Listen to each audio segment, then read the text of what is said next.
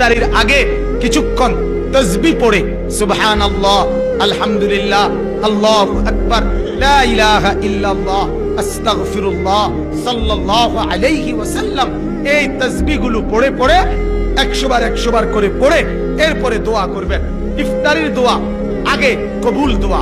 আপনি কেউ নাই, হুজুর লাগবে না, হুজুরের লগে থাকলে হুজুরের লগে করবেন, নিজে থাকলে ঘরে একাকী আপনি দোয়া করেন, আপনার বিবি আপনার ছেলে মেয়েদেরকে নিয়ে আপনি দোয়া করেন, মা বোনদেরকেও একটু জিকির দোয়ার সুযোগ করে দিবেন।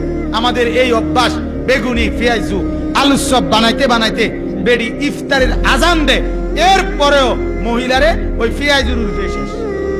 ওই মহিলার রোজাই হইলো পেঁয়াজু আর আলু সব, ইফতার করতে সময় পায়। তাহলে এই মহিলার আখিরাত নাই? আরে বলেন না, তার একটু নেকি দরকার নাই? এজন্য নিজের স্ত্রী মা বোনকেও ইফতারির আগেই আলাদা করে নিবেন। বলে না, যতটুকু হয়েছে হয়েছে, এভাবে মিলাই নিবেন যে আধা ঘন্টা আগে 20 মিনিট আগে ঘরওয়ালারা বসে জিকির করে তাসবিহ পড়ে এরপরে দোয়া করবেন।